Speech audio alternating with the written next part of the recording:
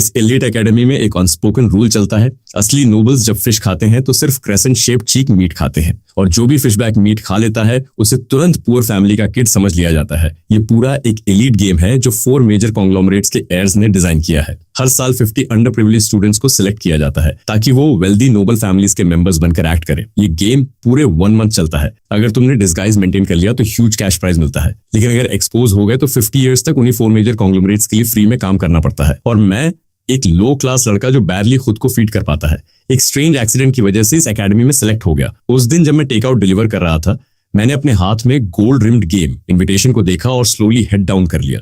मुझे घर पर बेडरिडन पड़ी अपनी मदर याद आई। फिर मैंने डीप ब्रेथ ली और डिसाइड किया कि इस वियर्ड और एब्सर्ड गेम को ज्वाइन करूंगा। फर्स्ट डे ऑफ स्कूल पर मैंने खुद को एक कोल्ड और डिग्निफाइड टॉप टियर एयर की तरह प्रेजेंट किया। एक लाइट लग्जरी नीच ब्रांड का सूटकेस लेकर मैं स्कूल गेट की तरफ चला। एंट्रेंस पर ऑलरेडी रिच यंग मास्टर्स और लेडीज की भीड़ लगी हुई थी। सब सिर्फ फन देखने आए थे क्योंकि आज इस एलीट गेम का ऑफिशियल स्टार्ट था। सबकी नजरें उन क्लमजी इंपर्सनेटर्स पर टिकी थीं जो थोड़ी देर में आने वाले थे। मुझे अंदर से अच्छे से पता था कि ये लोग बस स्लम डॉग्स को मॉक करने के लिए एक्साइटेड हैं जो नोबल्स बनने का एक्ट करते हैं। कुछ लोगों ने तो बेटिंग पूल भी लगा दिया था कि इस बार ये लोनली कॉमनर्स कितने डेज सर्वाइव करेंगे। तभी जैसे ही मेरा क्लियर और हैंडसम फेस सबके सामने आया, तुरंत सबका अटेंशन मुझ पर आ गया। मेरी ब्राउज के बीच नेचुरली एक कोल्ड और डिग्निफाइड ऑरा था जिसने हर रिच चेयर को एक दूसरे की तरफ झुककर मेरी आइडेंटिटी गेस करने पर मजबूर कर दिया। मैंने हल्का सा फ्राउन किया क्योंकि क्राउड ने पूरा गेट ब्लॉक कर रखा था। फिर मैंने नीचे पोथोल वाले वेट ग्राउंड को देखा, कैजुअली अपना हैंड उठाकर ईयर पिक किया और पास खड़े स्टन्ड रिच बॉय की तरफ इशारा करते हुए बोला, अपना जैकेट उतार और जमीन पर बिछा। मुझे अपने शूज वेट करना पसंद नहीं है। मेरी बात खत्म होते ही वो रिच बॉय शॉक में मुझे देखने लगा। क्राउड अचानक साइलेंट हो गया। किसी की हिम्मत नहीं हुई मुझे अपोज करने की, क्योंकि इस साल गेम को और टफ बनाने के लिए एक नया ट्विस्ट ऐड किया गया था। रिटायर्ड टॉप टियर और मनी ईयर्स को भी सिविलियन स्टूडेंट्स बनकर पार्टिसिपेट करने के लिए इनवाइट किया गया था। और इसी वजह से कोई भी ये कंफर्म नहीं कर पा रहा था कि मैं फेक हूं या रियल टॉप एयर। मैंने अपनी आईज नैरो की और एक कोल्ड एक्सप्रेशन के साथ सबको देखा, जैसे मुझे किसी की परवाह ही नहीं है। मेरी गाजे जहां भी जाती वहां खड़े यंग मास्टर्स और लेडीज को बोन चिलिंग कोल्डनेस फील होती। ऐसा लग रहा था जैसे हवा तक फ्रीज हो गई हो। तभी कुछ स्टूडेंट्स जो मेरी एरोगेंट एटीट्यूड से इरिटेटेड थे, स्कॉफ करते हुए बोले कि मैं बस एक सिलेक्टेड लो लाइफ हूं जिसके ट्रिक्स थोड़े स्मार्टर हैं। मैं सीधा उस रिजेंटफुल रिच यंग लेडी के पास गया और बिना वार्निंग दिए उसे एक जोरदार स्लैप मार दिया। फिर काम वॉइस में बोला, अभी क्या कहा तुमने, जरा लाउड बोलो, मैंने नहीं सुना। उसके बाद मैंने पॉकेट से हैंडकरचीफ निकाला और डिस्गस्टेड एक्सप्रेशन के साथ अपना हाथ वाइप किया। पूरा क्राउड शॉक में था क्योंकि किसी ने एक्सपेक्ट नहीं किया था कि मैं बिना कुछ कहे उसे हिट कर दूंगा। लोग तुरंत आपस में चैटर करने लगे। कोई कह रहा था कि वो ग्लोबल रिच लिस्ट के टॉप 10 में आने वाले वे दे फू की डॉटर है और मैंने उसे कैसे हिट कर दिया। कुछ लोग बोल रहे थे कि एक मैन को ऐसा नहीं करना चाहिए, लेकिन मुझे कोई फर्क नहीं पड़ा। वो रिच यंग लेडी डिसबिलीफ में अपना फेस पकड़कर खड़ी थी। उसके साथ बचपन से कभी ऐसा ह्यूमिलिएशन नहीं हुआ था। वो रेज में कांपते हुए मेरी तरफ उंगली उठाकर बोली, तुम्हारी हिम्मत कैसे हुई मुझे हिट करने की? तुम्हें पता है मेरे डैड कौन है? मेरे डैड भी DFU ग्लोबल रिच लिस्ट के टॉप 10 में है। मुझे ऑफेंड किया तो तुम खत्म हो जाओगे। लेकिन मैंने उसकी थ्रेट को इग्नोर किया और आगे बढ़ गया। ये वही लड़की थी जिसे हमेशा सबने स्पॉइल किया था और आज पहली बार उसे इग्नोर किया जा रहा था। उसने अचानक मेरे शर्ट का hem पकड़ लिया और चिल्लाई, रुक जाओ। तभी एक शार्प क्लैटरिंग साउंड आया और एक black gold card golden patterns के साथ जमीन पर गिर गया। पास खड़े एक शार्प आइड स्टूडेंट ने उसे नोटिस किया और शॉक में चिल्लाया, अरे सब लोग इधर देखो, ये क्या चीज है? सबकी नजरें ग्राउंड पर पड़े उस ब्लैक गोल्ड कार्ड पर लॉक हो गई। ब्लैक गोल्ड कार्ड, पूरी दुनिया में सिर्फ 3 कॉपीज। क्राउड में शॉक के वेव्स फैल गए। हर तरफ से गैस सुनाई देने लगे। मैंने हल्का सा स्मर्क किया और मन ही मन सोचा, ट्रिक काम कर गया। इस फेक ब्लैक गोल्ड कार्ड को बनवाने में जो पैसा लगाया था वो टोटली वर्थ था।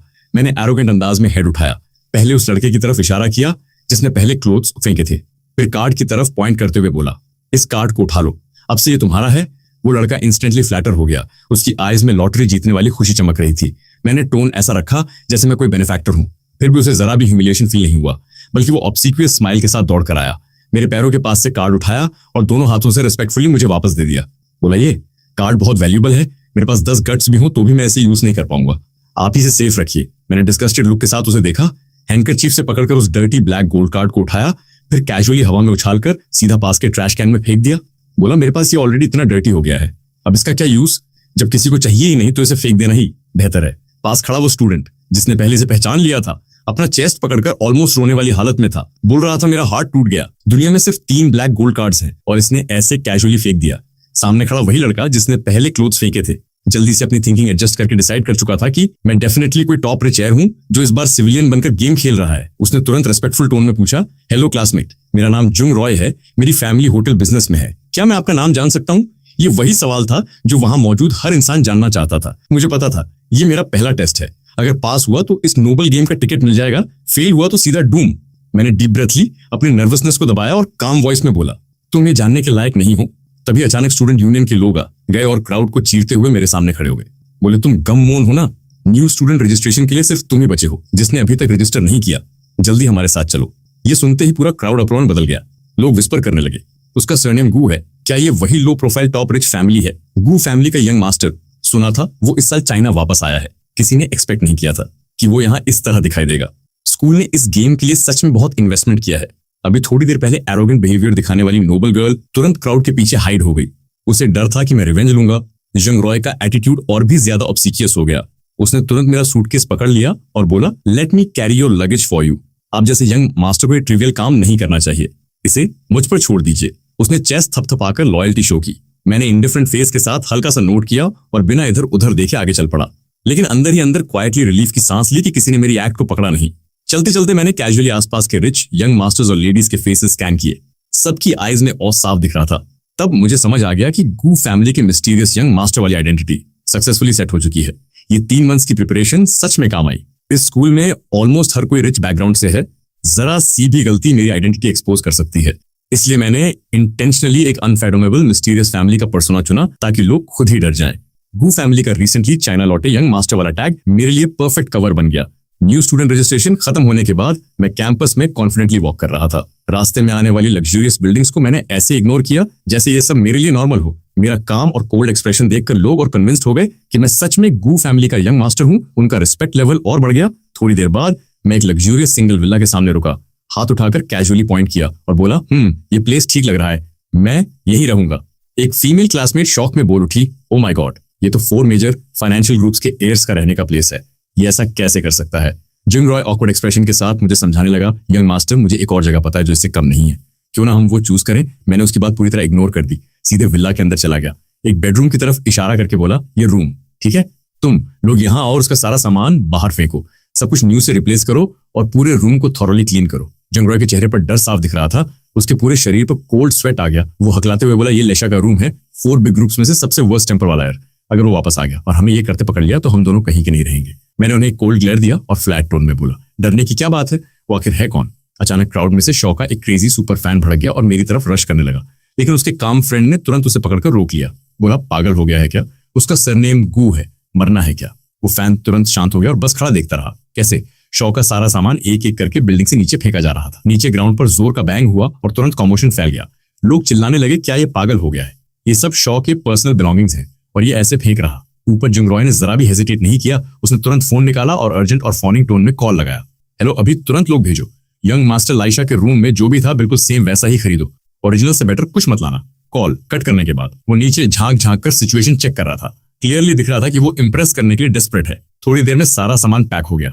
जैसे ही मैंने बेडरूम डोर बंद किया, मुझे साफ महसूस हुआ कि जो गेजें मेरी बैग पर थी वो पूरी तरह गायब हो चुकी है। मैंने जो कोल्ड और अलूफ एक्सप्रेशन अब तक कैरी किया था वो तुरंत टूट गया। मैं पूरी तरह रिलैक्स हो गया और लग्जरी विला के सॉफ्ट बेड पर गिर पड़ा।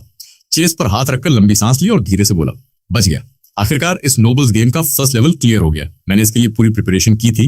मैंने अपने सारे पार्ट टाइम जॉब छोड़ दिए थे और एलीट स्कूल से मिले 1 लाख डिपॉजिट को यूज करके 3 मंथ्स पहले ही एक डिटेक्टिव हायर किया था जिसने सारे वेल्थी और प्रोमिनेंट फैमिलीज की डिटेल्स निकाली। मैंने हर छोटी बड़ी इन्फो नोटबुक में लिखी और सब कुछ याद कर लिया। एलीट स्कूल के हर स्टूडेंट का फैमिली बैकग्राउंड और पर्सनैलिटी ट्रेट्स मुझे परफेक्टली याद थे। खासकर 4 बिग चबो फैमिलीज की इन्फॉर्मेशन तो मुझे literally back of my hand की तरह याद थी। मैंने रिस्क लेकर लैंडिंग प्लेटफॉर्म से 10 लाख का लोन भी लिया। मुझे अंदर से पता था कि ये डिसीजन लेने के बाद मेरे पास सिर्फ एक ही ऑप्शन है, सक्सेस। फेलियर का मतलब था डेट कलेक्टर से भागते रहना और जिंदगी भर दबकर जीना। मैं उठकर बैठ गया और कोट के अंदर से अपनी और अपनी मॉम की फोटो निकाली। मेरा एक्सप्रेशन सीरियस हो गया। मैंने मन ही मन कसम खाई कि इस बार मैं सिर्फ 1 महीने तक डिस्गाइज मेंटेन करके प्राइज मनी नहीं जीतूंगा, बल्कि सोशल क्लास भी पूरी तरह क्रॉस करूंगा और एक असली नोबल बनकर दिखाऊंगा। जैसे ही मेरे पास पावर आएगी, मेरी पास की सारी सफरिंग खत्म हो जाएगी। अब कोई मुझे नीचे गिराकर ट्रीट नहीं करेगा। इस बार मैं पिरामिड के टॉप पे खड़ा रहूंगा। अगले दिन स्कूल का पहला दिन था। बेल बजते ही मैं क्लासरूम में एंटर हुआ। डजन साइज तुरंत मेरी तरफ मुड़ गई। मैंने डिसमिसिव एक्सप्रेशन के साथ सबको इग्नोर किया और विंडो के पास कॉर्नर सीट पर जाकर बैठ गया। आसपास बैठे स्टूडेंट्स मुझे देखते ही उठकर दूर चले गए। किसी की हिम्मत नहीं थी मेरे पास बैठने की। मैं कुछ भी आउट ऑफ लाइन नहीं कर रहा था। फिर भी सबकी बर्निंग स्टेयर्स मुझ पर ही थी। तभी अचानक टैंग टैंग, जो 4 बिग चबो एयर्स में से एक थी, आकर मेरे बगल में बैठ गई। पूरे क्लास में शॉक फैल गया। लोग कंफ्यूज होकर विस्पर करने लगे कि इतनी हाई स्टेटस वाली टैंग टैंग इस अननोन लड़के के पास खुद क्यों आई? क्या वो इसकी रियल आइडेंटिटी एक्सपोज करने वाली है? मैं डेस्क पर हेड रखकर सोने वाला था। लेकिन ये सब सुनकर तुरंत अलर्ट हो गया। टैंग टैंग सबसे नाइवे और स्वीट मानी जाती है। मेरे लिप्स पे हल्की स्माइल आई। मुझे समझ आ गया ये हाई सोसाइटी में घुसने का परफेक्ट मौका है। मैं सीधा बैठा, उसकी तरफ मुड़ा और बिना हेजिटेशन अपना हाथ आगे बढ़ाते हुए बोला, Tang Tang I like you. जैसे ही मैंने ये कहा पूरा क्लास एक्सप्लोड हो गया। सब शॉक में चिल्लाने लगे, ये क्या हो रहा है? इसने सीधा कॉन्फेस कर दिया। टैंग टैंग भी कंफ्यूज होकर मुझे देखने लगी। तभी विंडो से आती सनलाइट मेरे फेस पर पड़ी और मेरे ऑलरेडी शार्प फीचर्स को और भी ग्लो दे दिया। टैंग टैंग ने शायद पहली बार इतना हैंडसम लड़का देखा था। वो एक पल के लिए कंप्लीटली स्टन रह गई। उसका ऑफेंडेड फीलिंग तुरंत गायब हो गया और वो शाय होकर बिहेव करने लगी। ये पूरा मोमेंट किसी ने सीक्रेटली रिकॉर्ड करके ऑनलाइन डाल दिया। थोड़ी ही देर में ये क्लिप 4 मेजर टेबल्स के एक्सक्लूसिव लाउंज तक पहुंच गई। वहां ही होंडू कस्टम मेड लेदर सोफा पर बैठा था। उसकी ब्राउज टाइट थी और वो सीरियस एक्सप्रेशन के साथ टैंग टैंग और मेरी फोटो को घूर रहा था। वहीं जू कैजुअली बैठा कमेंट स्क्रॉल कर रहा था। तभी उसकी फिंगर अचानक रुक गई। स्क्रीन पर एक कमेंट था, यंग मास्टर गू सी। जू ने आईब्रो रेस किया और हल्की क्यूरियोसिटी के साथ बोला, यंग मास्टर गू, सेमेस्टर शुरू होते ही टैंग टैंग को कन्फेस कर दिया। टैंग फैमिली की सबसे बिलवड डॉटर। काफी बोल्ड मूव है, लेकिन मैंने इसे पहले कभी देखा क्यों नहीं? उसके पास बैठी गोल्ड रिम ग्लासेस वाली मैच्योर और पॉइज्ड लॉन्गियन ने कैजुअली रिप्लाई किया, वो अब तक अब्रॉड ही था, इसलिए तुमने उसे नहीं देखा। इसमें इतना रिएक्ट करने की जरूरत नहीं है। लेकिन जैसे ही इयन की नजर फोरम पर उस अलूफ यंग मैन पर पड़ी, उसकी आईज में एक सेकंड के लिए सरप्राइज फ्लिकर हुआ। उसने साइलेंटली अपनी फिस्ट क्लेंच की, लेकिन बाहर से बिल्कुल नॉर्मल बिहेव करती रही। चीहन अभी भी फोन की स्क्रीन को घूर रहा था। कंफ्यूज्ड एक्सप्रेशन के साथ सोच रहा था कि इतने सालों से लो प्रोफाइल रखने वाली टॉप टियर फैमिलीज के बारे में भी कुछ ना कुछ पब्लिक इन्फॉर्मेशन होती है, तो फिर इस लड़के के बारे में कुछ भी क्यों नहीं? उसकी ये कंफ्यूजन पास बैठे बोर्ड लेया की क्यूरियोसिटी को ट्रिगर कर देती है। वो तुरंत आगे झुककर फोन स्नैच कर लेता है। हैंजो रिएक्ट भी नहीं कर पाता और फोन उसके हाथ से चला जाता है। लेया दूसरे सोफा पर जंप करके बैठ जाता है और फोटो जूम करता है। सनलाइट में विंडो के पास बैठा वो स्टनिंग यंग मैन स्क्रीन पर साफ दिखता है। लेया का जाओ लिटरली ड्रॉप हो जाता है। डिसबिलीफ से भरी आवाज में बोलता है, ये क्या है? कोई इतना इंसेनली गुड लुकिंग कैसे हो सकता है? इतना अनफॉरगेटेबल फेस, और हम आज तक इसके बारे में नहीं जानते। ये पॉसिबल ही नहीं। की भी तुरंत एग्री करता है। लॉजिकली देखा जाए तो इसके लुक्स के लेवल पर कोई अननोन नहीं रह सकता। इसमें जरूर कोई हिडन सीक्रेट है। इयन कामली अपने ग्लासेस एडजस्ट करते हुए बोलती है, तुम लोग आजकल थोड़ा अलग बिहेव कर रहे हो। पहले कभी ऐसी चीजों में इंटरेस्ट नहीं लिया। ची हांजो एक पल के लिए फ्रीज होता है, फिर कैजुअली डिनाई कर देता है, कुछ नहीं, बस टाइम पास कर रहा था, रैंडम गेसेस। लेकिन लिया को अब किसी की बात सुनाई नहीं दे रही। उसकी नजरें स्क्रीन पर जमी है। उसकी फिंगर धीरे धीरे उस लड़के के फेस की आउटलाइन ट्रेस कर रही है। लिप्स पर हल्की स्मर्क है। वो धीमे से बोलता है, ये नया गाय स्कूल में काफी इंटरेस्टिंग है। दूसरी तरफ लंच टाइम पर पूरा क्राउड कैफेटेरिया की तरफ मूव करता है। मैं कॉर्नर में बैठा अपनी प्लेट में रखी स्टीम्ड ग्रुपर को देख रहा हूँ। एक सेकंड के लिए फ्रीज हो जाता हूँ, क्योंकि इस इलीट स्कूल का अनस्पोकन रूल मुझे याद आ जाता है। असली नोबल्स सिर्फ फिश के गिल्स के पास वाला क्रेसेंट शेप्ड मीट खाते हैं। अगर किसी ने फिशबैक मीट खा लिया तो तुरंत एक्सपोज। ये इस रिच गेम का सेकंड टेस्ट है। बहुत सारे इंपोस्टर्स इसी टेस्ट में पकड़े गए और पब्लिकली डिस्ग्रेस हुए। मैंने इसके लिए पहले से तैयारी की थी। पूरे 2 वीक्स घर पर प्रैक्टिस की थी। मैं स्ट्रेट फेस मेंटेन करते हुए चॉपस्टिक्स को केयरफुली क्रेसेंट मीट की तरफ बढ़ाता हूँ और महसूस करता हूँ कि आसपास की इंटेंस स्टेयर्स थोड़ी कम हो गई हैं। तभी टैंग टैंग अपनी ट्रे लेकर मेरे सामने आकर बैठ जाती है। वो कैजुअली बात शुरू करती है, इयन तुम भी फिश पसंद करते हो? क्या कोइंसिडेंस है, मुझे भी फिश बहुत पसंद है। मैं बिना ऊपर देखे बस हल्का सा नोट करता हूँ। मैंने पहले ही उसे बता दिया था कि क्लासरूम में कन्फेशन सिर्फ जोक था। लेकिन सरप्राइजिंगली टैंग टैंग तब से मेरे साथ चिपक गई है। वो एक्साइटेड होकर लगातार एलीट स्कूल की गॉसिप शेयर करती रहती है। उसका रिलैक्स वाइब मुझे भी थोड़ा कंफर्टेबल कर देता है और मैं धीरे धीरे अपना गार्ड डाउन करने लगता हूँ। तभी मेरी चॉपस्टिक स्लिप हो जाती और ऑलमोस्ट फिशबैक मीट की तरफ चली जाती है। मेरा दिल एकदम जोर से धड़कने लगता है। फोरहेड पर कोल्ड स्वेट आ जाता है। 2 हफ्ते की प्रैक्टिस के बावजूद 10 साल की हैबिट इतनी आसानी से नहीं जाती। ये पुअर इंस्टिंक्ट है। तभी टैंग टैंग तुरंत मेरा हाथ रोक देती है। वो सोचती है कि मैं रूल्स नहीं जानता क्योंकि मैं अब्रॉड से आया हूँ। वो काइंडली समझाती है, फिशबैक मीट मत लो। हमारे स्कूल में रूल है कि सिर्फ क्रेसेंट मीट खाते हैं, नहीं तो लोग पुअर फैमिली का समझेंगे। लकीली टैंग टैंग बहुत नाइव है और मेरी फेक आइडेंटिटी पर पूरी तरह ट्रस्ट करती है, नहीं तो मैं अभी एक्सपोज हो जाता। मैं तुरंत अपने एक्सप्रेशन को कंट्रोल करता हूँ। चॉपस्टिक्स की डायरेक्शन बदलता हूँ और परफेक्टली क्रेसेंट मीट उठाकर माउथ में डालता हूँ। च्यू करते हुए हल्की स्माइल देता हूँ और बोलता हूँ, खाना वेस्ट करना गलत है। टैंग टैंग रिलीफ में अपनी चेस्ट थपथपाती है और बोलती है, मुझे पता था ब्रदर वो ऐसा नहीं करेगा। वो तो बस फूड वेस्ट नहीं करना चाहता था। कितना जेंटल है, शायद मुझे उस पर क्रश हो रहा है। उसी समय ऊपर एक्सक्लूसिव लेट नाइट कैंटीन में बैठे 4 टॉप टाइकून फैमिलीज में से वाइशाल ने मेरे उस नियर मिस्टेक को नोटिस कर लिया था। उसने अपने लिप्स को हल्का सा कर्ल किया और एक एम्बिगुअस स्माइल के साथ सामने बैठे हंचो की तरफ देखा। हंचो, तुमने नोटिस किया? अभी वो गू वाला लड़का फिशबैक मीट खाने वाला था। हंचो ने अपने हाथ में वाइन ग्लास को धीरे से स्वर्ल किया और नीचे बैठे उस एलूफ लड़के को सस्पिशियस क्यूरियोसिटी से देखा। फिर काम टोन में बोला, थोड़ा सस्पिशियस तो है, लेकिन अब्रॉड की लाइफस्टाइल ज्यादा लेट बैक होती है। उसके लिए ऐसा करना इतना वीर्ड भी नहीं है। यानी आईब्रो रेज किया। डिसबिलीफ साफ दिख रहा था। Oh really? लेकिन इस फेमस गू फैमिली के यंग मास्टर में मेरी इंटरेस्ट अब और बढ़ गई है। इतना बोलकर वो अचानक खड़ा हुआ और सीधे नीचे कैफेटेरिया की तरफ बढ़ गया। उसी वक्त मैं डाइनिंग टेबल पर बैठा एलिगेंटली खाना खा रहा था। टैंग टैंग एक्साइटेड होकर मुझे 4 टॉप टाइकून फैमिलीज की स्टोरी सुना रही थी। तभी अचानक एक टॉल शैडो ने कैंटीन की लाइट ब्लॉक कर दी। मैंने और टैंग टैंग ने एक साथ ऊपर देखा। सामने ली शाओ खड़ा था। उसका कॉकी और कैफरी एटीट्यूड साफ दिख रहा था। उसने नीचे झुककर मेरी प्लेट देखी जहां ग्रुपर का ऑलमोस्ट सारा क्रेसेंट मीट खत्म हो चुका था। उसने प्रोवोकेटिवली स्माइल करते हुए कहा, क्या हुआ यंग मास्टर गू? अभी अभी कंट्री वापस आए हो इसलिए रूल्स नहीं पता, चाहो तो मैं सिखा दूं। पूरे कैफेटेरिया का अटेंशन तुरंत हमारी तरफ आ गया। सबने चॉपस्टिक्स नीचे रख दिए और क्यूरियोसिटी से देखने लगे। आखिर चारों टॉप टाइकून फैमिलीज में से एक का एयर खुद गू फैमिली के सपोजिटली टॉप एयर को चैलेंज कर रहा था। ऐसा सीन कौन मिस करता? ली शाओ कैजुअली एक चेयर खींचकर मेरे सामने बैठ गया। उसके फेस पर केयरलेस और अनरूली एक्सप्रेशन था। उसने अपनी प्लेट का ग्रुपर मेरी तरफ पुश किया और बोला, क्या हुआ, डर गए या अब्रॉड रहकर तुम ये सब खाने के आदी हो गए हो? उसके वर्ड्स में पुअर लोगों को नीचा दिखाने वाली टोन साफ थी। मैंने अपने चॉपस्टिक्स को थोड़ा टाइट पकड़ लिया और अंदर के एंगर को दबा दिया। ये सीधा प्रोवोकेशन था। मुझे समझ आ गया कि मेरी थोड़ी सी गलती ने ऑलरेडी चारों टाइकून फैमिलीज को सस्पिशियस बना दिया है। अब मुझे और केयरफुल रहना पड़ेगा। मैंने उसकी प्रोवोकेशन को इग्नोर किया। कामली हैंडकरचीफ निकाला, माउथ वाइप किया और कोल्ड नजरों से उसकी तरफ देखा। फिर फ्लैट वॉइस में बोला, तुम वहां नोज घुसा रहे हो जहां तुम्हारा कोई काम नहीं। क्या तुम्हें मुझ पर क्रश है? जैसे ही मैंने ये कहा पूरा क्राउड मामर करने लगा। किसी को विश्वास नहीं हुआ कि मैंने इतनी बड़ी इंसल्ट कर दी। ली शाओ का फेस तुरंत रेड हो गया।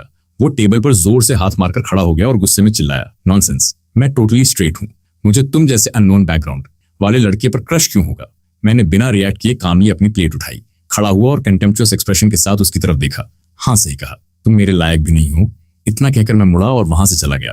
पीछे ली शाओ गुस्से से कांपता हुआ मेरी तरफ उंगली दिखा रहा था। टैंग टैंग जल्दी से मेरे पीछे आई और जाते हुए ली शाओ को देखकर धीमे से बोली, अच्छा हुआ, किसने कहा था बिना वजह पंगा लेने को? ऊपर बैठे हंचो ने ये पूरा सीन देखा और शॉक्ड रह गया। उसे उम्मीद नहीं थी कि ली शाओ इतनी जल्दी हार जाएगा। हंचो ने वाइन ग्लास को धीरे से घुमाया और उसके लिप्स पर मीनिंगफुल स्माइल आई। इंटरेस्टिंग, चीजें अब और मजेदार हो रही हैं। मैं वापस क्लासरूम में आकर क्लास स्टार्ट होने का वेट करने लगा। तभी अचानक मेरे फोन पर एक वियर्ड मैसेज आया। लिखा था, केयरफुल रहो, अभी ली शाओ की काफी इंसल्ट हुई है, वो तुम्हें आसानी से नहीं छोड़ेगा। मुझे नहीं पता था ये मैसेज किसने भेजा, लेकिन अंदाजा था कि जो लोग ली शाओ को सीधे नाम से बुला सकते हैं वो सिर्फ बाकी टॉप टाइकून फैमिलीज के एयर्स ही हैं। मैंने थोड़ा सोचा लेकिन समझ नहीं आया कि उनमें से कौन मेरी हेल्प करेगा। काफी देर तक सोचने के बाद भी कोई आंसर नहीं मिला तो मैंने फोन रख दिया और फिलहाल इस बात को साइड में कर दिया, क्योंकि जिसने भी वार्निंग दी है वो अभी के लिए मुझे हार्म नहीं करेगा। अगले कुछ दिनों में मैसेज सही साबित हुआ। ली शाओ बार बार मेरे सामने आने लगा अटेंशन के लिए। उसने सीधे अटैक नहीं किया, लेकिन उसके ट्रिक्स और ज्यादा इरिटेटिंग थे। कभी मेरे डेस्क में रैट्स डाल देता, कभी चेयर पर चिली वाटर डाल देता, या जानबूझकर रिच लोगों की इनसाइडर बातें मेरे सामने बोलता। लेकिन ये सब ट्रिक्स मुझ पर काम नहीं कर पाए। मैंने भी उसे सेम तरीके से जवाब दिया और हर बार उसे शट डाउन कर दिया। धीरे धीरे सिचुएशन ऐसी हो गई कि स्कूल में जो भी प्रैंक होता उसका ब्लेम सीधे उसी पर जाता। आखिरकार ली शाओ इतना परेशान हो गया कि कुछ दिनों के लिए लो प्रोफाइल में चला गया और मुझे डिस्टर्ब करना बंद कर दिया। देखते ही देखते हाफ मंथ गुजर गया और गेम अपने फाइनल स्टेज में एंटर कर गया। मैं उस ह्यूज कैश प्राइज के और करीब पहुंच गया। इस दौरान टैंग टैंग के साथ मेरा बॉन्ड और स्ट्रॉन्ग होता गया। मेरी गू फैमिली के यंग मास्टर वाली आइडेंटिटी की वजह से अब बहुत सारे रिच और पावरफुल फैमिलीज मेरे आसपास घूमने लगे थे। सब मुझे इंप्रेस करने और फेवर लेने की कोशिश कर रहे थे। मेरा वॉलेट दिन ब दिन हैवी होता जा रहा था। सब कुछ परफेक्टली मेरे फेवर में जा रहा था। लेकिन सच ये है कि कोई भी फ्लॉ हमेशा छुपा नहीं रह सकता। जुंग रुई वही लड़का जिसने शुरू में मेरा लगेज कैरी किया था, उसने धीरे धीरे नोटिस करना शुरू कर दिया कि मेरे अंदर कुछ ऑफ है। उसने ऑब्जर्व किया कि मैंने एक ही आउटफिट एक वीक में 2 बार पहन लिया। रिच स्पॉइल्ड किड्स के लिए ये बहुत बड़ा रेड फ्लैग होता है। एक दिन पी क्लास के बाद मुझे अचानक लगा कि मेरा बैकपैक किसी ने चेक किया है। मेरा दिल तेजी से धड़कने लगा। मैंने पैनिक में चारों तरफ देखा और तुरंत मेरी नजर जुंग रुई पर जाकर रुकी, जो क्वाइटली भागने की कोशिश कर रहा था। उसी मोमेंट मैं पूरी तरह अलर्ट हो गया। भले ही मैंने नोबल से जुड़ी सारी इन्फॉर्मेशन पहले ही सेफ हाइड कर दी थी, लेकिन मुझे पता था जुंग रुई जैसे लोग जो शुरू में सबसे ज्यादा चापलूसी करते हैं वही मौका मिलते ही बैकस्टैप करते हैं। अगर उसे पता चल गया कि मैं एक नॉर्मल लड़का हूं जो पहले 2 वक्त का खाना भी अफोर्ड नहीं कर पाता था, तो वो डेफिनेटली मुझे डिस्ट्रॉय करने में कोई कसर नहीं छोड़ेगा। क्लास के दौरान जुंग रॉय जानबूझकर मेरी तरफ झुककर लाउड वॉइस में बोला, यंग मास्टर गू, ये लिमिटेड एडिशन स्नीकर्स आपने 3 दिन से पहने हुए हैं, चेंज क्यों नहीं किए? गू फैमिली इतनी बड़ी है, क्या आपके पास नए शूज खरीदने के पैसे नहीं है? पूरा क्लास तुरंत मेरी तरफ देखने लगा। विस्पर्स फैलने लगे, हाँ हमने भी नोटिस किया ये शूज बार बार पहनता है। क्या ये सच में गू फैमिली का एयर है या कोई फेक कॉमनर? जुंग रॉय के फेस पर स्मग स्माइल आ गई। साफ था उसने ये सब इंटेंशनली किया था ताकि मैं पब्लिक में स्लिप कर जाऊं। मैंने कैजुअली आईब्रो रेज किया और स्कॉफ करते हुए बोला, तुम्हें इतना बेसिक भी नहीं पता, ये शूज फेमस इंटरनेशनल डिजाइनर के कस्टम मेड है। ये डिस्ट्रेस स्टाइल है, हर पैर स्पेशल टेक्निक से बनाया जाता है। जितना ज्यादा वॉर्न दिखे उतना ज्यादा वैल्यूएबल होता है। जुंग रुई ने तुरंत रिजेक्ट कर दिया उसे लगा मैं ब्लफ कर रहा हूं। उसने हंसते हुए कहा, बंद करो, ये फेक बात है, ऐसा कोई स्टाइल नहीं होता। जरूर तुमने ये चीप कॉपी कहीं से खरीदी है। कुछ लोग उसकी बात मानने लगे, लेकिन तभी एक नॉलेजेबल स्टूडेंट शॉक में बोल उठा, मुझे पता है ये कौन से शूज हैं, ये मास्टर केविन के फाइनल वर्क हैं, जो अभी रिसेंटली कंट्री वापस आए हैं। पूरी दुनिया में सिर्फ 3 पेयर्स हैं। ये सुनते ही पूरा क्लास स्टन रह गया। लोगों को यकीन नहीं हो रहा था कि ऐसे शूज भी होते हैं जो जितने पुराने दिखें उतने वैल्यूबल हों। जुंगरुई का कॉन्फिडेंस टूट गया, वो पीछे हट गया। उसके फेस पर शॉक साफ दिख रहा था। मैं अंदर ही अंदर स्माइल कर रहा था, क्योंकि यही वो मोमेंट था जिसका मैं वेट कर रहा था। जिस दिन उसने मेरा बैग चेक किया, उसी दिन मुझे समझ आ गया था कि वो मुझे एक्सपोज करने की कोशिश करेगा। इसलिए मैंने पहले से काउंटर प्लान तैयार कर लिया था। मैंने एक प्राइवेट इन्वेस्टिगेटर हायर किया था जिसने पता लगाया कि मास्टर केविन के शूज कहाँ हैं। पता चला एक पैर म्यूजियम में डिस्प्ले पर है। मैंने अपनी फेक रिच आइडेंटिटी का यूज करके म्यूजियम मैनेजर को इंटिमिडेट किया और अपनी सारी बची हुई मनी खर्च करके 3 दिन के लिए वो शूज रेंट पर लिए। मैंने जानबूझकर वही शूज बार बार पहने ताकि जुंगरू डाउट करे और पब्लिक में मुझे कॉल आउट करे, ताकि मैं उसी के ट्रैप को यूज करके अपनी आइडेंटिटी और स्ट्रांग बना सकूं। अब कोई भी ये क्वेश्चन नहीं करेगा कि मैं सेम क्लोथ्स रिपीट क्यों करता हूं। सब यही सोचेंगे कि ये भी कोई एक्सपेंसिव कस्टम पीस है जो उनकी रीच से बाहर है। ये प्लान एक साथ 2 फायदे दे रहा था। मैंने जुंगरुई का हाथ पकड़ा और उसे जोर से जमीन पर पटक दिया। फिर वो ब्रिक उठाई जो मैंने पहले से रेडी रखी थी। मेरी आईज में ठंडी क्रूरता थी। मैंने पूछा कौन सा हाथ यूज किया था मेरे बैग में घुसने के लिए। जुंगरुई पूरी तरह डर गया, उसका फेस पर्पल पड़ गया। उसे रियलाइज हो गया कि उसने किसी डेंजरस इंसान को छेड़ दिया है, लेकिन मुझे उसकी हालत से कोई फर्क नहीं पड़ा। जब उसने जवाब नहीं दिया तो मैंने बिना हेजिटेशन उसका रिस्ट तोड़ दिया और वहां से चला गया। ये खबर पूरे स्कूल में लाइटनिंग स्पीड से फैल गई। दूसरी तरफ एक्सक्लूसिव लाउंज में 4 मेजर फाइनेंशियल जायंट्स बैठे नोबल गेम के रूल्स डिस्कस कर रहे थे। शी हंजो कैजुअली पेन घुमा रहा था। तभी लिंग ईयन ने साइलेंस तोड़ा और बोली, इस बार के रोल प्लेयर्स काफी केपेबल हैं। इतना टाइम हो गया फिर भी कुछ लोग एक्सपोज नहीं हुए। दूसरे ने एग्री करते हुए कहा, डिफिकल्टी बढ़ाने का टाइम आ गया है। लेकिन टैंग टैंग को ये नोबल गेम बिल्कुल पसंद नहीं था। उसने बोर्ड होकर कहा, ये सब बहुत बोरिंग है, तुम लोग डिस्कस करते रहो, मुझे ब्रदर गुमोन के पास जाना। इतना कहकर वो इम्पेशेंटली उठी और बाहर चली गई। लाशाओ ने जैसे ही गुमोन का नाम सुना, उसकी आईज में एक शार्प कनिंग चमक आई। लिप्स के कॉर्नर पर मिस्चीवस स्माइल उभर आई। वो थोड़ा आगे झुका और धीमी आवाज में बाकी 2 एयर्स के कान में कुछ विस्पर किया। उसकी प्लान इतनी इंटरेस्टिंग थी कि तुरंत अप्रूव हो गई। लिंग इन ने ऊपर से तो कोई खास रिएक्शन नहीं दिया, लेकिन अंदर ही अंदर उसने भी हल्का सा नोट कर दिया। गेम अब एक नए लेवल पर जाने वाला था। दूसरी तरफ मैं अपने बेडरूम के सॉफ्ट बेड पर पड़ा हुआ था। फोन की स्क्रीन को घूर रहा था, जहां बैलेंस डेंजरसली लो दिख रहा था। जुंगरुई सिचुएशन को मैंने स्मार्टली हैंडल तो कर लिया था, लेकिन उसके चक्कर में मेरी पूरी सेविंग्स ऑलमोस्ट खत्म हो चुकी थी। अब मेरे लिए सबसे बड़ा प्रॉब्लम था पैसे अरेंज करना, क्योंकि गेम खत्म होने में अभी भी ऑलमोस्ट 1 वीक बाकी था। मैं दिमाग लगाकर हर पॉसिबल तरीका सोच रहा था मनी अर्न करने का। तभी अचानक फोन पर नोटिफिकेशन आया। मैंने तुरंत मैसेज खोला। क्लास ग्रुप में वॉइस मैसेज था। अनाउंसमेंट थी कि अगले फ्राइडे नाइट स्कूल का एनुअल फ्रेशमैन गला होने वाला है और उस इवेंट में हर स्टूडेंट को अपनी फैमिली आइडेंटिटी रिप्रेजेंट करने वाला कोई टोकन लाना होगा और सबके सामने उसका इंट्रोडक्शन देना होगा। ये सुनते ही मैं एकदम से बेड पर सीधा बैठ गया। मेरी आई स्क्रीन पर फ्रीज हो गई। मेरे दिमाग में सिर्फ एक ही थॉट घूम रहा था, डैम, मैं एक स्लम में पला बढ़ा गरीब लड़का हूँ। मैं फैमिली आइडेंटिटी टोकन आखिर लाऊंगा कहां से? अगर इस बार भी मैंने मिस्टेक कर दी तो अब तक की सारी मेहनत 1 सेकंड में बर्बाद हो जाएगी और इस बार बच निकलना पहले से कहीं ज्यादा मुश्किल होने वाला है। मैं तो जल्दी ही एक्सपोज हो जाऊंगा, है ना? मैंने अपना सिर नीचे किया और सोचा, ये तो साफ साफ एक डेथ ट्रैप है सारे रोल प्लेयर्स के लिए। ये रूल पहले कभी नोबल स्कूल में था ही नहीं। क्या इनका पेशेंस खत्म हो गया है या फिर इन्हें कुछ शक हो गया है? लेकिन कुछ भी हो, अभी सबसे जरूरी है इस क्राइसिस से निकलना। मैं बेचैनी में इधर उधर पेस कर रहा था। तभी उसी अजीब नंबर से फिर एक मैसेज आया, अगर इस क्राइसिस से निकलना है तो आज रात 10 बजे स्कूल रूफटॉप पर मिलो। मैं उस टेक्स्ट को काफी देर तक देखता रहा। आखिर मैंने जाने का फैसला किया, क्योंकि यही एक तरीका है अपना नोबल डिस्गाइज बनाए रखने का। यही मेरी आखिरी लाइफलाइन है। धीरे धीरे रात हो गई। मैं टाइम पर स्कूल रूफटॉप पहुंचा, लेकिन वहां जिस इंसान को देखा उसकी बिल्कुल उम्मीद नहीं थी। लैंग एजियन मुड़ी और मेरी तरफ चलने लगी।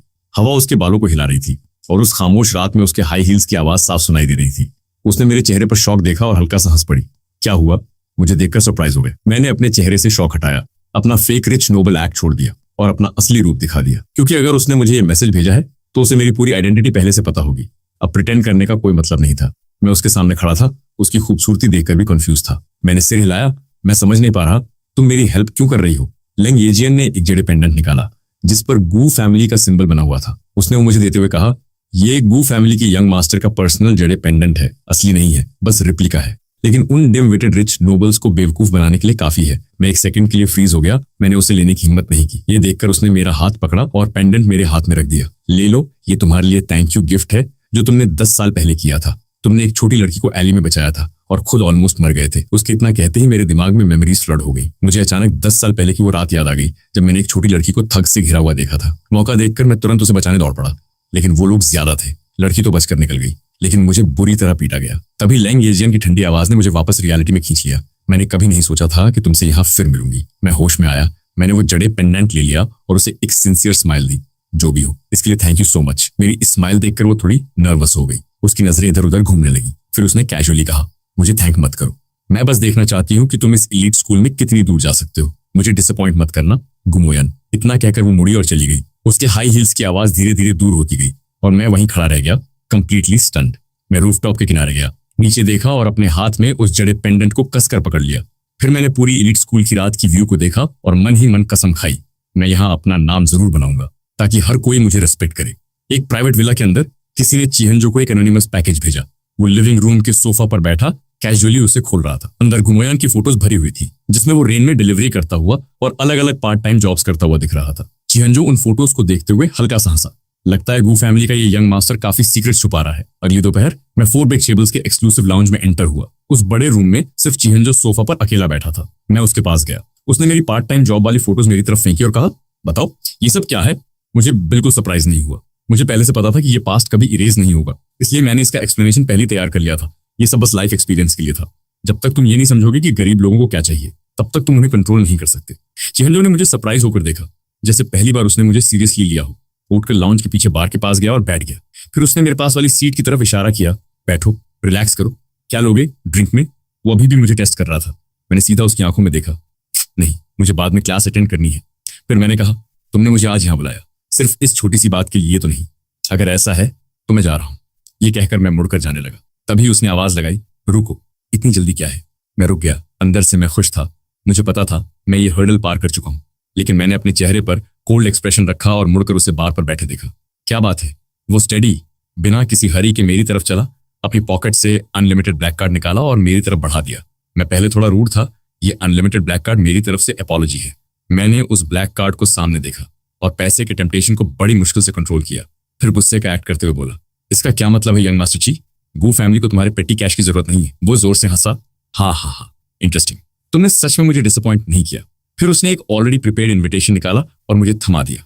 आज रात स्ट्रीट रेसिंग पार्टी है, आने की हिम्मत है?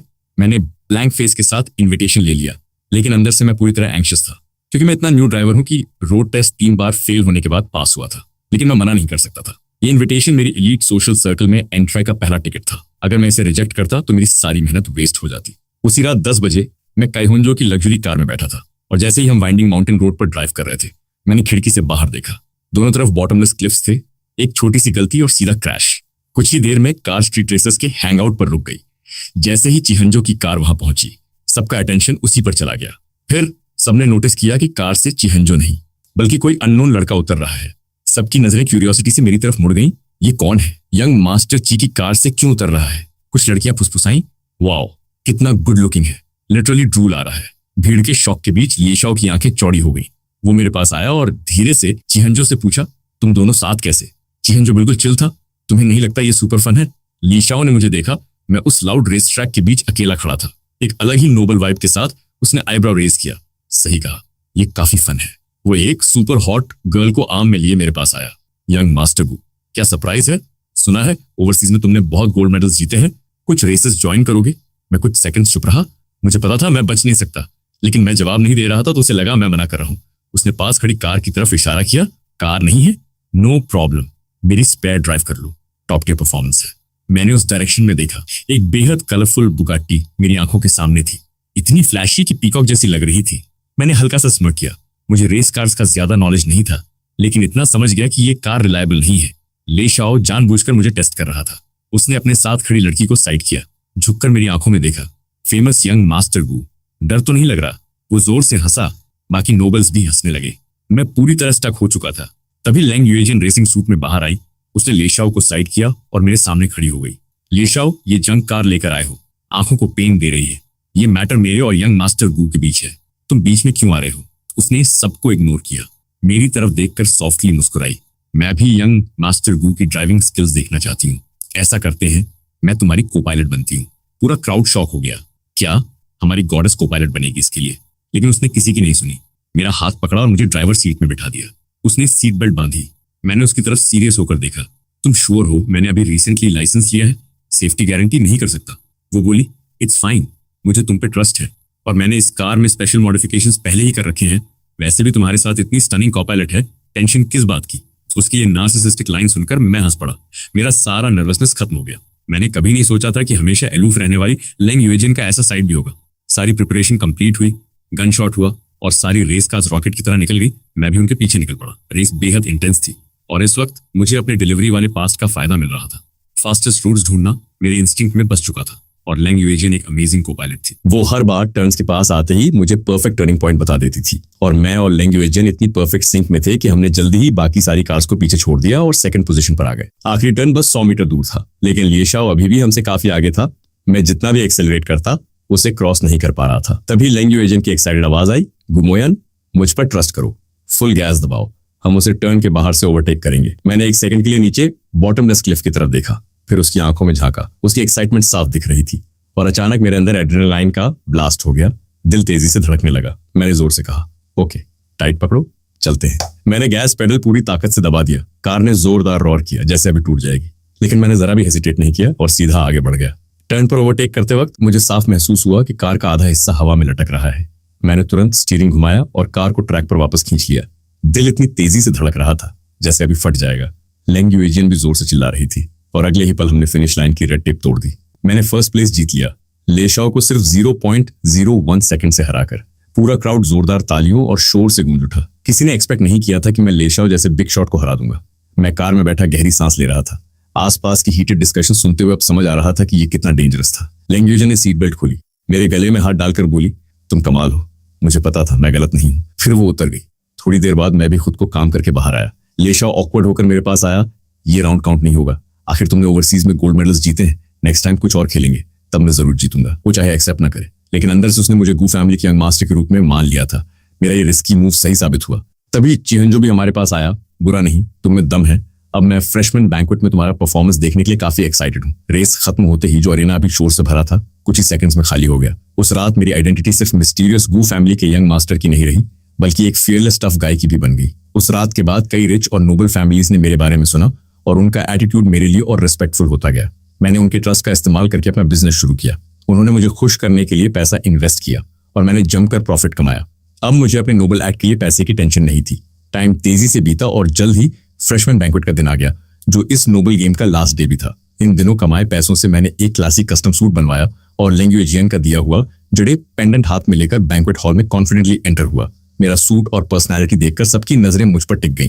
टैंग टैंग मुझे देखते ही भाग कर आई, ब्रदर गुमोयन तुम आ गए, मैं कब से वेट कर रही थी, आज तुम्हारे लिए एक सरप्राइज है। मैं कंफ्यूज था कि वो क्या कह रही है। म्यूजिक शुरू हुआ। वो मेरा हाथ पकड़कर मुझे बैठा लिया। धीरे धीरे हॉल का नॉइज शांत हो गया। अचानक होस्ट स्टेज पर आया और बोला, आज रात हम एक लेजेंड के जन्म के गवाह बनेंगे। कुछ लोग कहते हैं वो स्लम से आया, फेकर है। कुछ कहते हैं वो यिन फैमिली का टॉप एयर है। अब वेलकम करते हैं गुमोयान को उनके स्पीच के लिए। मेरा मुंह हल्का सा ट्विच हुआ। मैंने टांग टांग की तरफ देखा जो खुशी से चमक रही थी। ये क्या हो रहा है? वो बोली, ये सरप्राइज मैंने स्पेशली तुम्हारे लिए अरेंज किया है। कैसा लगा? उसने मेरी हालत नोटिस ही नहीं की और मुझे स्टेज पर पुश कर दिया। मैं मजबूरी में माइक तक गया। जैसे ही बोलने वाला था अचानक सारी लाइट्स बंद हो गईं और पीछे स्क्रीन पर मेरी डिलीवरी करते हुए फोटोज दिखने लगी। पूरा हॉल शोर से गूंज उठा। क्या ये गुमोयान है? ये तो यिन फैमिली का एयर है ना? ये डिलीवरी कर रहा था। तभी जुंगरुई, जो पहले से मुझसे जलता था, सामने आया। उसने फोटोज हवा में उछाल दिए। वो फूलों की तरह गिरने लगे और सब लोग उन्हें उठाकर देखने लगे। हर फोटो में मैं पार्ट टाइम जॉब्स करता हुआ दिख रहा था। चुंगरॉय ने मुझे एक ट्रायम्फेंट स्माइल दी। तब मुझे समझ आ गया कि इसके पीछे वही है। स्नीकर वाले इंसिडेंट के बाद से ही शेंगरॉय मन में ग्रज रखे हुए था। उसने चुपके से मेरी आइडेंटिटी इन्वेस्टिगेट करवाई और उसे मेरी पार्ट टाइम जॉब्स वाली फोटोज मिल गई। उसे डर था कि पिछली बार की तरह ये फोटोज मुझे एम्बैरस नहीं कर पाएंगी, इसलिए उसने क्वाइटली ये सब चिहंजो को दे दिया। उसे लगा था कि अब गुमोयन एलीट स्कूल से डिस्ग्रेस होकर बाहर निकलेगा, लेकिन हुआ बिल्कुल उल्टा। मैं तो और भी बड़ा स्टार बन गया। जुंगरुई ये सह नहीं पाया और जब उसे पता चला कि टैंग टैंग मेरे लिए सरप्राइज प्रिपेयर कर रही है, तो उसने सीक्रेटली उन फोटोज को बिग स्क्रीन पर अपलोड कर दिया ताकि सबको मेरी असली आइडेंटिटी पता चल जाए। जैसे ही उसे लगा कि अब मैं पूरी तरह खत्म हो चुका हूं, तभी अचानक 4 मेजर कॉन्ग्लोमरेट्स के एयर्स खड़े हो गए और मेरे सपोर्ट में बोलने लगे, कौन जाने ये सब तुमने फेक किया हो। सिर्फ जेलसी में आकर तुम होते कौन हो ऐसे बोलने वाले। फ्रेशमैन बैंक्वेट में ट्रिक्स करने की हिम्मत कैसे हुई? उन्होंने तुरंत सिक्योरिटी को बुलाया। गार्ड्स ने जुंगरुई को पकड़कर घसीटते हुए बाहर फेंक दिया। जब सबने देखा कि इतने बड़े लोग मेरे सपोर्ट में हैं, तो किसी ने भी उन फोटोज पर डाउट नहीं किया। सबने मान लिया कि ये जुंगरुई की जेलसी है। उसी पल मुझे एक हार्श रियलिटी समझ आई। चाहे कितने भी स्ट्रॉन्ग प्रूफ सामने हो, वो कुछ पावरफुल फैमिलीज के वर्ड्स के सामने कुछ भी नहीं होते। मैं धीरे से बैंक्वेट हॉल से बाहर निकला। एंट्रेंस पर वही चारों मेरा इंतजार कर रहे थे। शिहंजू आगे बढ़ा, गुमोयन हम ऑफिशियली तुम्हें इनवाइट कर रहे हैं, क्या तुम हमारे साथ? वो बात पूरी करता उससे पहले ही मेरे फोन पर ऑकवर्ड सा नोटिफिकेशन आया। मैंने नीचे देखा, ठीक 12 बजे के बाद मेरे अकाउंट में 100 मिलियन युआन क्रेडिट हो चुके थे। मेरे होठों पर एक सेटिस्फाइड स्माइल आ गई। मैंने कॉन्फिडेंस के साथ सिर उठाया और उन चारों टॉप कॉन्ग्लोमरेट्स के एयर्स की तरफ बढ़ गया। ये कोई नया बिगिनिंग नहीं था, ये मेरा रिबर्थ था। अब ये सीरीज यहीं पर खत्म हो गई है और कोई भी नेक्स्ट पार्ट नहीं बोलेगा, क्योंकि प्रतिष्ठा और अनुशासन के साथ ऐसी सीरीज का नेक्स्ट पार्ट कभी आता ही नहीं है। अरे सच में, ये सीरीज पूरी तरह कंप्लीट है। और अगर आपको इसी वॉइस में और वीडियोस देखनी है तो अगर पॉसिबल हो QR स्कैन करके हमें थोड़ा सा डोनेट कर देना, क्योंकि मेरे क्रेडिट पॉइंट्स अब खत्म होने वाले हैं। Anyways, bye.